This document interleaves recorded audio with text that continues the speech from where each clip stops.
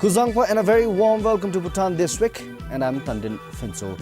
Our top stories this week: many observers say politicking is becoming dirty and the discussions on BBS television are biased and not constructive. 5 former GUPs in Jamgang are being interrogated by the police for alleged illegal census registration, and the power tariff might increase from next month after a revision was proposed by DGPC and BPC.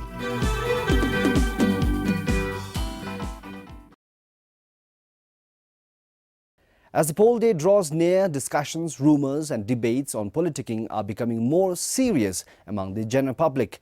While some blame each other for expressing biased views, some expressed genuine concerns. Some of the educated people in Monga say word apolitical is restrictive.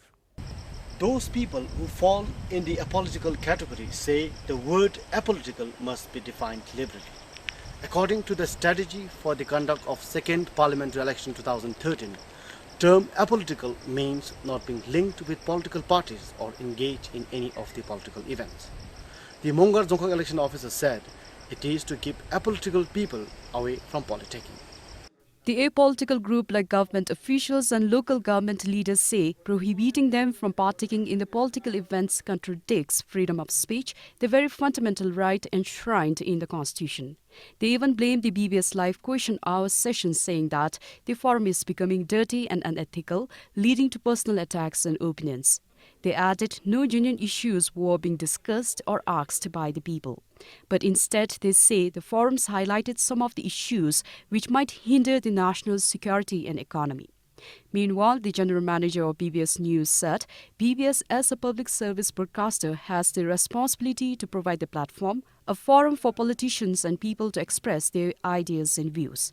However, he added that how they make use of the platform is entirely left up to them. Many say allowing educated people to attend and ask questions during such political events would help towards constructive discussions. Some say there were no critical or analytical questions being raised in any of the live forums so far. They say most of the forums were attended by local party supporters and questions raised were totally biased. If such rules and programs continue, they say will be dangerous in a young democracy. During the BBS Live forums in Mongar, some of the civil servants and local government leaders returned home frustrated after they were informed they cannot attend any of the political events. Our reporter Kingatashi says none of the people was willing to speak on camera. Compiled for Kingatashi, Pemasuki for BBS News. 7 people, including 5 former GUPs of Shinkargyok in Jamgang, who served from 1992 to 2010, are being interrogated by the Jamgang police for alleged illegal census registration under a household in Womling village in Shinkargyok. The case came to light in 2010 when the concerned household, after disagreement over payment of annual life insurance for family members, discovered 2 additional members in the family census. The family then reported this to the Dzongkhag authorities, saying that the 2 members had been added to their census without their consent. After 3 years of investigation by the Dzongkhag Civil Registration Office, the case was forwarded to the police for further investigation. The 2 additional census registrations were initially believed to have been carried out by a former civil servant in Jamgang, who had brought the 2 boys from an orphanage in Indian state of Jaigang, India in early 90s, and later had them registered with the family. After investigation, it was found that the additional registrations were done in a deceptive manner without following proper census registration formalities. The 2 people in question are both working adult men now. BBS was told by the Jamgang police that further inquiry needs to be done to establish facts, as well as the number of people that were actually involved in the census registration case. Once the police complete their investigation, the case will be forwarded to the Dzongkhag court. Compiled for Pemasumdrup, Pematsuki for BBS News. The Election Commission of Bhutan has sent a notification to the party presidents of Druk Phinsum Tsokpa and the People's Democratic Party, stating that the 2 political parties are becoming increasingly regional in tone and divisive in nature. The ECB notification urged the presidents of the parties to exercise self-restraint and to instruct and advise candidates as well as party workers. The notification says the two parties have been raking up issues related to national security, the national language, and citizenship, which are beyond negotiation for short-term electoral gains and political mileage. The ECB also warns that if any public statements are made by the political parties that incite and are likely to foster regionalism, legal action will be taken. Legal action will include restraining orders and even cancellation of candidature. The notification likewise states that many of the election-related complaints made to the ECB are found to be baseless after investigation. The ECB has therefore advised parties to come up with an internal mechanism to prevent unnecessary litigation and to avoid social acrimony. The ECB says it will only accept a complaint when lodged on behalf of the party and is endorsed by the concerned candidate, party president, or the authorized representative of the president. Expect a power tariff to shoot this July as two power companies, Druk Green Power Corporation and Bhutan Power Corporation, has proposed for a revision to Bhutan Electricity Authority. Under the Bhutan Electricity Act 2001, the revision of power tariff takes place once every 3 years. Druk Green Power Corporation, who sells the power to BPC, proposed for a tariff revision. The Druk Holding and Investments hold 100% shares in DGPC and BPC. DHI Chairman Limpo Pradhan said this revision is long overdue considering the contribution they do to the economy. The generation tariff of Ngiltram 1.20 per kilowatt at present was set way back in September 2007. Nearly 95 to 97% of the revenues from power goes directly to Ministry of Finance. So you may find 3 to 5% being used for maintenance, for payment of staff, for any other purchases or expansion. We are using only a very small percentage. Majority of the revenues go to the government, and in turn there is this loan repayment that we have taken to establish these plants. So it's like taking borrowing money. You have to pay it back, and the payment is going to come from revenues. It's not going to come from any other source. DGPC has proposed the generation tariff of Ngiltram 1.99 per kilowatt, an increase of 0.79 Ngiltram per kilowatt. The DGPC has taken 4 factors into consideration while proposing the revision. And one of the factors is allowance for higher cost of equity. Managing Director of DGPC, Dashut Thongrinzon, said currently DGPC is allowed only 6%, which is one of the lowest rates in the region. Now, if we take into consideration inflation at the present time, which is about 9%, I think asking for 12% or 16%, 15.5% is really very, very realistic on our part. At 6%, actually we are making a loss in the real sense, in that we are earning a return of 6%, whereas inflation is already 9%. So unless you can match inflation with your returns, you are actually making a loss in terms of real-time money. However, the Chief Executive Officer of Bhutan Electricity Authority said after going through the proposal, there were some inconsistencies. They compared to CERC India, but that rate it has the conditions attached to it. It's not that you pay 15.5% to all of the equity that you have. However, here they have proposed in a different manner. While they have picked up the same rate, but they have applied over the whole equity. So the proposal also included the costing on investment and operational expenses, which the authorities said was reasonable. Other factors in the revision also include cost of production of royalty energy and cost of power import. The proposal from Druk Green Power Corporation and Bhutan Power Corporation were submitted in April this year to Bhutan Electricity Authority. Meanwhile, a public consultation meeting has been scheduled for 18th July by the Bhutan Electricity Authority, where DGPC and BPC officials will sit down to reach a consensus with the consumers on the new tariff. Sonofunso for BBS News. The 720 megawatt Mangdishu hydroelectric project in Tongsa achieved yet another milestone in the history of project construction. The Mangdishu River was diverted through the tunnel on Sunday. The river diversion through the tunnel was inaugurated by the chief advisor of the interim government, Lemposonam Thopge.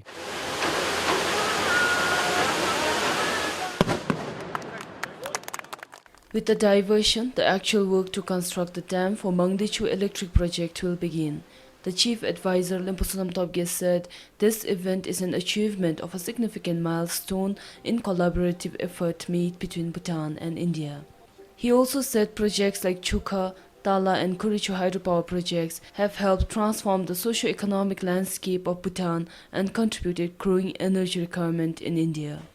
Mangdechu hydroelectric project, together with Puna Changche 1 and Puna Changche 2 projects, with a total capacity of 2,940 megawatt, represent 29.4% of the 10,000 megawatt of hydro power Bhutan and India have committed to harness by the year 2020. Of Mangdechu just before the onset of the monsoon is most timely. It is most gratifying to note that the project has minimal negative impact on the people of Trongsa and on its environment. Indian Ambassador to Bhutan VP Haran said projects like Mangdechu will benefit everyone when long-term return starts bringing development to the country. Hundreds of officials and locals watched the event unfold. Compiled for Surjaman Thapa, Sharab Zangmo for BBS News. The plan to move Doksum town to Kisang is finally taking shape. Works are underway to prepare for the move. The construction of internal road network in the new town area in Kisang began last Friday. It is costing some 17 million nutram and is expected to be complete in 8 months from now. Important service that we should bring in is the water services, so that any landowner who wants to go into construction, they can have the water facilities there. The commercial plots were distributed to the shopkeepers a few weeks ago. Now it won't be long before Doksum town is moved to Kisang. We also don't have expertise at the Dzongkhag level, so we depend on the ministry for all the entire planning process. So it is the ministry's planners who develop the plan, and at the Dzongkhag level what we do is we assess in terms of land acquisition, discussing with the people, making area available, discussing and settling the issues at the ground level. Houses, both commercial and residential, would be constructed in traditional Bhutanese style. Even as works are underway to move Doksum town to Kisang, hopes of the town seeing a rapid growth are high with the coming up of Kolongchu hydropower project. Compiled for Cheche Dishinongmo, BBS News. The Indian ambassador to Bhutan, VP Haran, visited Jakar Higher Secondary School and Gangrithang Primary School in Bomthang. Several structures at both the schools have been built with GOI funding. The Jakar Higher Secondary School has an administrative block, a library, a science laboratory and 6-unit classrooms built under Project Tide assistance, and Gangrithang Primary School has an administrative block built with funds from the Small Development Project. This is the first visit by the Indian ambassador. Ambassador Haran also visited various religious sites in the Dzongkhag. The 44-kilometer Central East National Highway between Gonfu to Panbang has been opened to traffic with the inaugural of temporary Bailey bridges over Mangdechu at Pantang and Rindeganchu. It is also possible to drive to Nishoka Bridge at Panbang, the end point of the Gonfu-Panbang Highway. The permanent bridges under construction over Rindeganchu and Mangdechu at Pantang along this highway are expected to complete in 2014. The highway has been blacktopped till Pantang, and 85% of the formation cutting from Pantang to Panbang has been completed. Roads in the 4 Lower King Gyeoks and other farm roads will also be connected to the Gongfu-Panbang highway as planned in the 10th 5-year plan. As works are still ongoing between Pankarzam and Darangzam, travellers will be restricted from using this portion time to time. The Gongfu-Panbang highway construction began in 2008 with funds from the Indian government. The highway will be complete by 2015. Compiled for Pema Samdrup, Sonam Phunso for BBS News. Maize is an important cash crop for the people of Chusegang Gyok in Sarpang. But residents, especially 6 households in Zombabi village who live near the border, lose their crop to the wild animals every year. These residents are now laying the blame on those landowners who never turn up in the village after they were given land under the resettlement program. This is 60-year-old Shantimaya Gurung of Zombabi village. She is one of the 6 affected households. Like the previous years, this too she has cultivated maize but is also aware that she will not be able to harvest the entire yield. She knows that part of her yield will be shared by the wild animals. In fact, it has already started claiming its share. Shantimaya clears the maize plant damaged by the wild boar.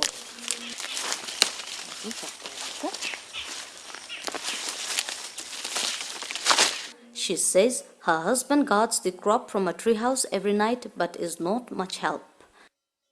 27-year-old Homo has a similar story to share. She said if they cultivate 3 times, they get to harvest just once after strict vigilance. They blame the landowners of 115 acres who have never turned up after they were granted land under the resettlement program. Residents say thick forests have grown, making it an ideal place for the wild animals to live and attack their crops.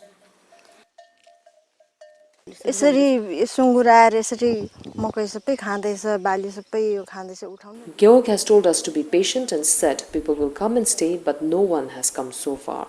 Last year also, we were not able to harvest any maize.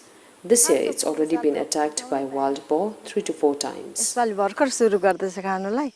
Even if the landowners don't come to live here, if they could at least clear their lands, we can harvest our crops and it will be beneficial for us. They don't come to clear the land, which causes the problem. Villagers said the landowners turned up only once last year during the cadastral survey and cleared the land, and that was it. As per the Chusegang Mami, it has been about 25 to 30 years since they were given the land. The issue was raised in the Gyok and Dzongkhap meetings, but no action has been taken so far. We have tried electric fencing, but it doesn't help against elephant. We also tried the barbed wire fencing, but were stolen. The only hope we see is if the government could ensure that the land is cultivated by the respective landowners as per the Land Act or given on resettlement program, because it will be of big help to the people. He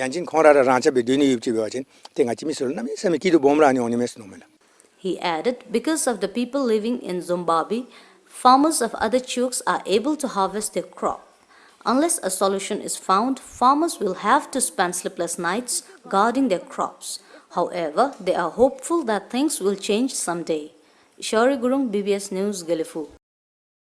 With the aim of promoting innovation and entrepreneurship to create gainful employment for the youth, some 74 entrepreneurs took part in the business idea competition this year, out of which 19 top entrepreneurs were awarded merit certificates and prizes. Jimmy Tenzin and Kille Doji, who brought up the idea of solid waste management, were awarded the first prize. Sangit Sering and Damchal Hendup, who created the idea of online buying and selling platform, was awarded the second prize. Bhutan Noodle Factory won Phuntsol Hamo the third position. The program was organized jointly by the Ministry of Labour and Human Resources and Bhutan Innovation and Technology Center in Thimphu. People with more social life are found to be happier and are doing better in lives compared to those who enjoys being alone. This is shown by the studies conducted by the National Statistics Bureau. It was found after including social capital as a new module in the Bhutan Living Standard Survey for the first time. After having drafted the second stage analysis on social capital, a consultative meeting with the stakeholders was held in the capital. Social capital is the expected collective or economic benefits derived through cooperation between individuals and groups. Starting 2012, social capital module was included in the Bhutan Living Standards Survey. It was to generate information that reflects the role of social capital in poverty alleviation, community well-being and happiness. Tham Doji, a researcher with the NSP, talked about the findings in the second stage analysis on social capital. And we found out that there is a significant relationship between social capital and the household per capita consumption, which means that those households with rich stock of social capital, which means with group membership in different formal and informal groups, as well as networking with other people, they tend to do well in terms of per capita consumption. This is one finding. And then another finding is that people with many connections, rich connections or rich social capital tend to be more happy than people who do not have a rich social network. He added that including social capital in the survey will help drafting policies which will help achieving sustainable development in line with the philosophy of cross-national happiness. The reason why we included this separate or additional survey module was that we hardly talk about social capital in Bhutan. Many people would not understand what social capital is. In fact, I have not heard about, especially the policy makers talking about social capital in the policy discussions. And I also thought that this concept is very much relevant to gross national happiness development approach. He said the study was also initiated as this concept of looking at social capital is the least explored field of development discourse in Bhutan. Sherab Sangmo for BBS News. That's all we have for you this week. Join us again next Friday for yet another edition of Bhutan This Week. Until then, this is Tandin Phunso saying goodbye.